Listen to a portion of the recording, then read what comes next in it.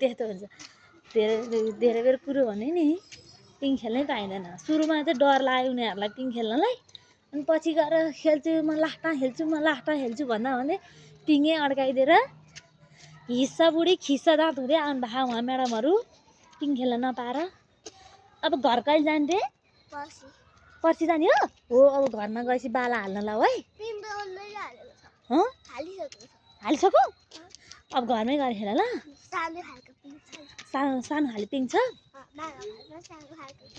मामाहरूमा सानो पिङ छ अनि घरमा सानो खालको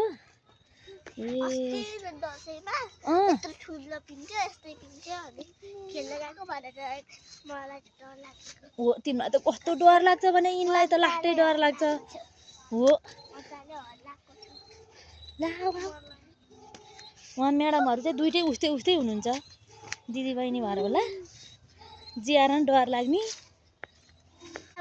खासमा चाहिँ के अरे पिङ खेल्ने भनेर मैले लिएर आएको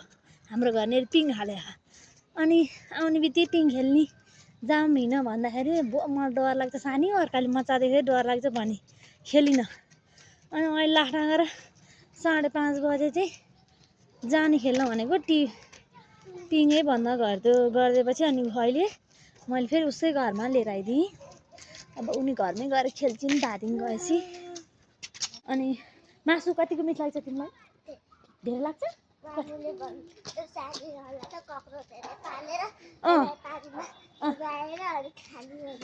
हो त नि मम्मीलाई घर बना है कमिला पनि अनि अरू मुसा मामाहरूबाट लिएर आउने पाल्ने अनि पकाएर खाने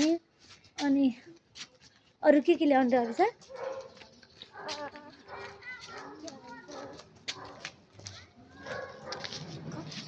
मासु खान पाइन्छ अरे भनेर है यिनीहरू दुइटा गद छन् क्या खुसी खाना त अरू बेला पनि पाइन्छ जे भने मासु दसैँको मासु भनेर छुट्टै हुन्छ नि होइन तिमी त पायो भने आधा किलो एकचोटि खान्छौ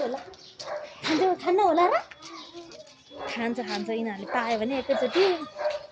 आधा किलो चाहिँ खान्छन् त्यही भएर बाबालाई चाहिँ घरमा 30 किलो भन्दा घटी चाहिँ काट्न हुँदैन खसी भन्नुपर्छ ल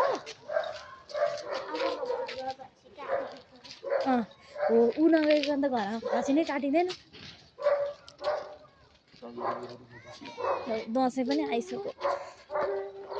ह्याप्पी दसैँ भन्न सानो आज नहोइन अब दसैँ लगाइहाल्यो नि ऊबाट के अरे घट स्थापनादेखिबाट दसैँ लगाइसक्यो ह्याप्पी दसैँ भन न सबैजनालाई बडा दसैँको शुभकामना होइन भन न त्यही भन न आएपछि त्यही भन्ने हो सबैजनाले सानो तिमी पनि भनिदेऊ न सेम टु यु भनिदेऊ न सेम टु यु ल नदेखाउने मेरो छोरीलाई चाहिँ क्यामेरामा नदेखाउने भन्छ नि मैले तर देखाइदिएको छु by by everyone by by गर्दै